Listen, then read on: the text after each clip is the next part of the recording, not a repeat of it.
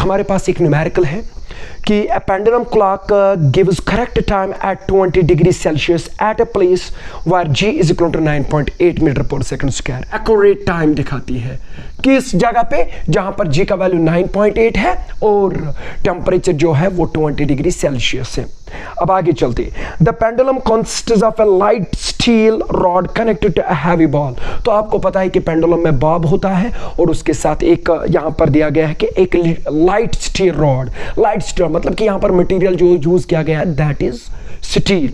तो इसलिए याद रखिएगा कि with increase in temperature what happens to the steel, इसमें लीनियर एक्सपेंशन आती है, थर्मल लीनियर एक्सपेंशन, वो आपको पता होगा।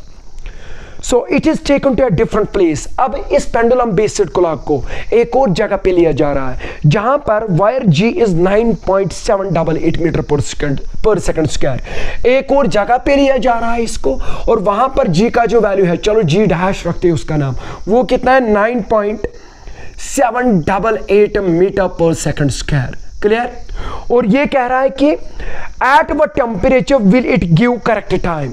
यहां पर क्या टेम्परेचर होना चाहिए इस जगह पे ताकि जो ये पहले टाइम दिखा रही थी वही फिर से रहे, मतलब कि there is no change in time period, जो टाइम ये दिखाता है वो वही रहे।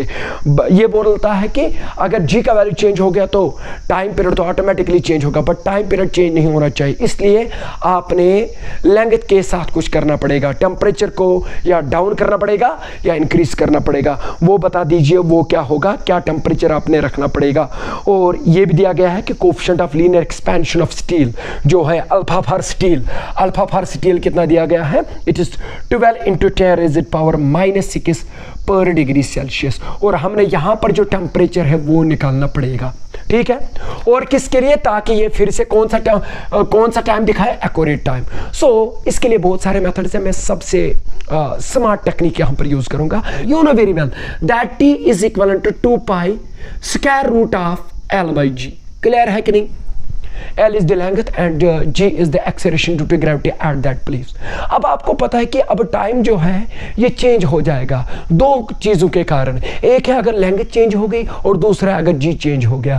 और लेंथ कब चेंज होगी, जब टेम्परेचर चेंज होगा, और G कब चेंज होगा, जब प्लेस चेंज होगी। दोनों चीज़ें चेंज हो रहे हैं, तो इसलिए यहाँ पर L भी चेंज हो रहा है, G भी चेंज हो रहा है, तो उसके मुताबिक टाइम भी चेंज हो जाएगा। बट ये कह रहा है कि टाइम यही रहना चाहिए जो 20 डिग्री सेल्सियस पे है, और G कितना है उस टाइम 9.8 मीटर पर सेकंड स्क्वायर। बहुत मैं इसको इवाल्युएट करके लिखता हूं, तो this T will be equal to 2π। आपको पता है कि स्क्वायर रूट का मतलब क्या है, it means the power is 1/2 and G तो डिनोमिनेटर में है तो इसका पावर होगा -1/2। सिंपल बना रहा हूं मैं इसको। अब हमारे पास ये है, तो अगर आपने कहीं पे भी डिफरेंस निकालनी होगी, चेंज निकालनी होगी, यानी कि एरर निकालना होगा, तो बेस्ट टेक्निक ये है कि आप रिलेटिव एरर का यूज़ करिएगा। तो आपने पढ़ा होगा कॉम्बिनेशन ऑफ एरर्स में relative error in time delta T/T, ये टाइम पीरियड है, ठीक है, इज इक्वल टू 2π में तो कोई एरर नहीं आएगा। तो ये किसके बराबर होता है, power times exponent times relative error in this. तो यहाँ पर रिलेटिव एरर कितना आएगा, delta L/L। So change in the length divide by original length. और उनका अलजेब्रिक सम होता है किसके साथ, विद अनदर रिलेटिव एरर। तो यहाँ पर रिलेटिव एरर कैसे आ जाएगा, अगर इसमें देखना होगा पावर टाइम्स, तो पावर कितना है -1/2, और यहाँ पर रिलेटिव एरर क्या आएगा, डेल्टा G/G। समझ में आया मैंने क्या यूज किया, मैंने यहां पर सिंपल एरर का कॉन्सेप्ट यूज किया, क्योंकि मुझे पता है L भी चेंज हो रहा है, G भी चेंज हो रहा है। L due to temperature change हो रहा है और G due to change in place change हो रहा है, ठीक है। तो अगर ये कह रहा है कि there should be no change in time, तो इसका मतलब कि जो पहले टाइम दिखा रहा था ये, तो बाद में भी वही टाइम दिखाना चाहिएगा ये। तो डेल्टा T कितना निकलना चाहिए फिर, 0, क्योंकि टाइम तो सेम रहेगा, तो there will be no change, so it will be 0, delta T/T। So delta T 0 होना चाहिए as far as the question is concern. So time में कोई चेंज नहीं होनी चाहिए, तो delta T must be 0, delta T/0/T it will be 0 is equal to, मुझे लगता है कि 1/2 कॉमन निकलेगा यहाँ से, delta L/L minus delta G/G। Clear है यहाँ तक? अब आपने एक और रूल पढ़ा है कि अगर दो का प्रोडक्ट जो है वो 0 के बराबर और आ रहा है, तो इन दो में से एक या दोनों 0 होने चाहिए। तो यहाँ पर साफ साफ दिखाई दे रहा है कि 1/2 इज नॉट इक्वल टू 0। तो इसका मतलब क्या है कि delta L/L minus delta G by G किसके बराबर होना चाहिए?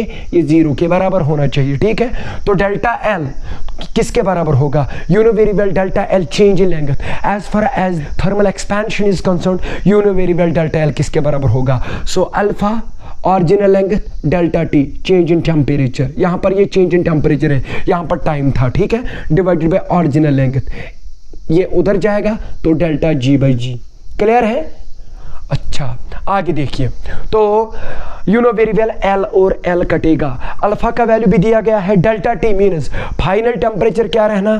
Final temperature minus initial temperature, initial temperature जो दिया गया दैट इज 20 डिग्री सेल्सियस, तो फाइनल टेम्परेचर हमने निकालना है, तो यहां से निकलेगा delta G, delta G mean change in values of the acceleration due to gravity, so final acceleration due to gravity minus initial acceleration due to gravity वो भी दिया गया है, तो you will calculate the value of T यहां से। तो यहां से क्या निकलेगा? मैं इसको मिटा देता हूं ताकि आप लिख लीजिए आप इसको, मैं इसको मिटा देता हूं इधर, ठीक है। तो ये वैल्यू आप याद रखिएगा कि क्या क्या निकल रहे हैं। तो मैं इधर देखता हूं, जब आप यहां पर देखेंगे तो डेल्टा टी जो है, delta T here it means the change in temperature किसके बराबर होगा?